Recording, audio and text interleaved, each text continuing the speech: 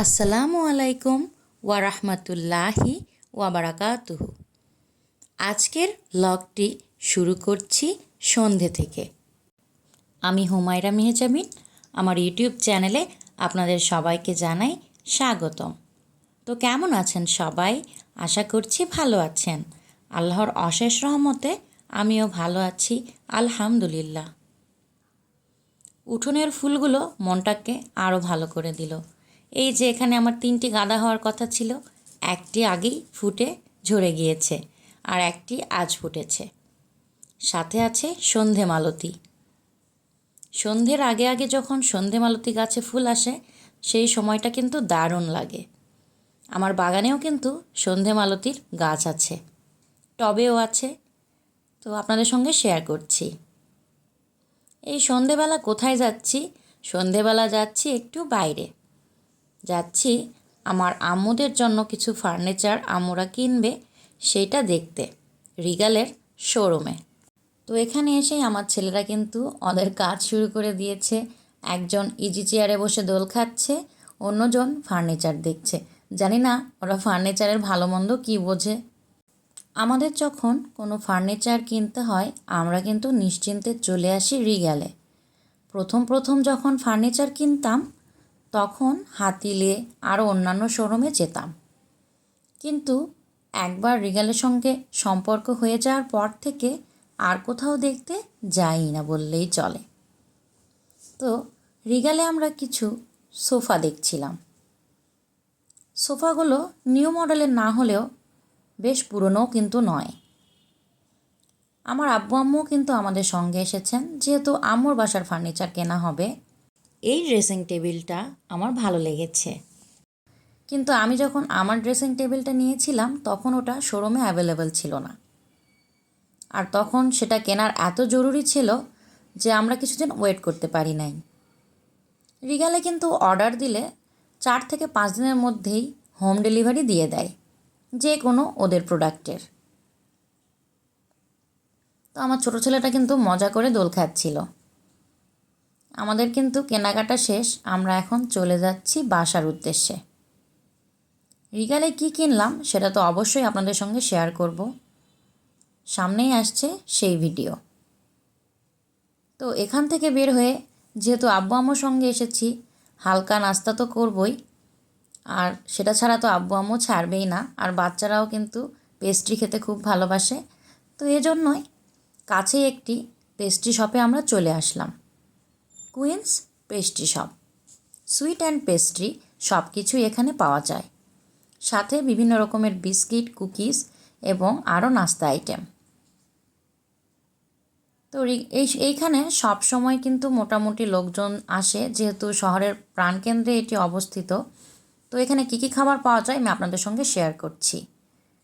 স্ক্রিনে যা দেখতে পাচ্ছেন সব কিছুই কিন্তু এখানে অ্যাভেলেবেল থাকে যদি আপনারা সঠিক সময়ে যান।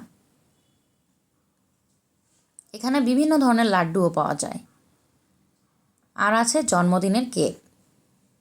আপনারা চাইলে বড় এক একটা কেক অর্ডারও দিয়ে দিতে পারেন। আমরা এখানে নিয়েছি বার্গার, সাথে নিয়েছি আরেকটি নাস্তা আইটেম।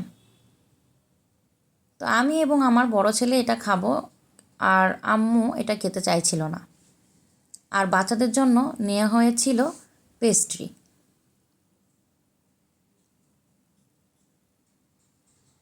পেস্ট্রিগুলো ভালোই ছিল, যারা এর আগে কুইন্সের পেস্ট্রি খেয়েছেন তারা তো বুঝবেন।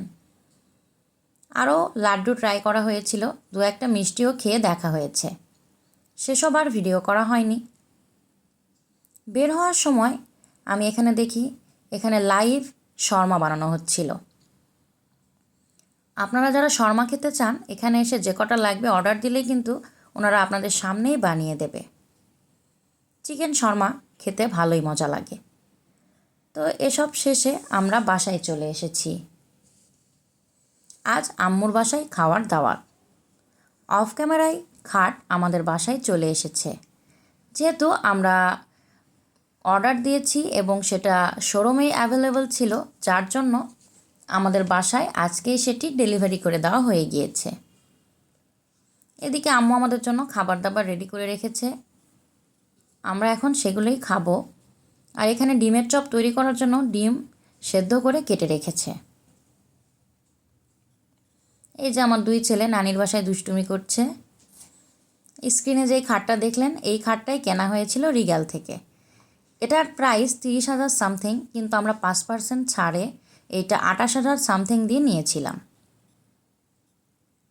এখন আমরা খাওয়া দাওয়া করব। তো সবার আগে আমার ছেলেরা বসে পড়েছে নাস্তার টেবিলে, ডিনার টেবিলে। এখানে আমাদের জন্য আছে সাদা পোলাও, আর আছে ডিমের চপ, বেগুনি, গোশ, 2 ধরনের মুরগি এবং খাসি।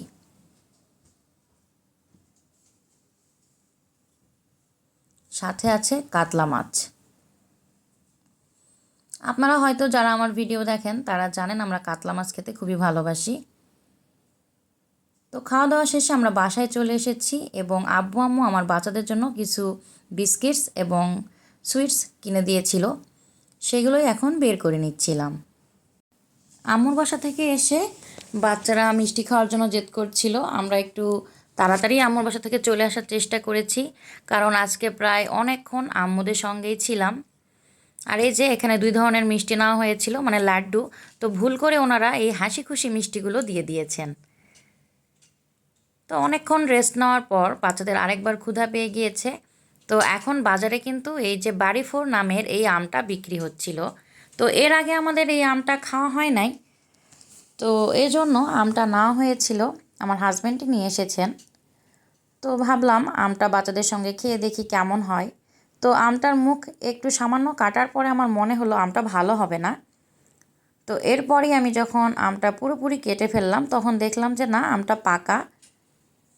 কিন্তু এই আমটার চামড়া কিন্তু একটু মোটা ধরনের।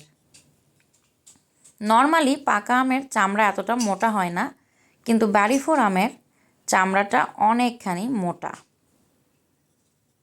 আর মোটামুটি মিষ্টি, ভালোই মাংসালো ছিল আমটি। তো এই জন্য ভাবলাম আপনাদের সঙ্গে একটু শেয়ার করি। প্রথমবার বাড়িফোর আম খেলাম, তো সাথে সাথে আপনাদের সঙ্গে একটু শেয়ার করে নিচ্ছি। আমের কাটিংটা কেমন লেগেছে সেটা কিন্তু কমেন্টে জানাতে ভুলবেন না। এটি আজকে আপনাদের কাছে আমার অনুরোধ।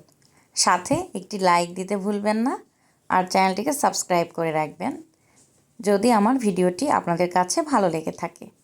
আজকের মতো এ পর্যন্তই। দেখা হবে আগামী নতুন কোনো ভিডিওতে। ততক্ষণ পর্যন্ত সবাই ভালো থাকুন, সুস্থ থাকুন। আসসালামু আলাইকুম, আল্লাহ হাফেজ।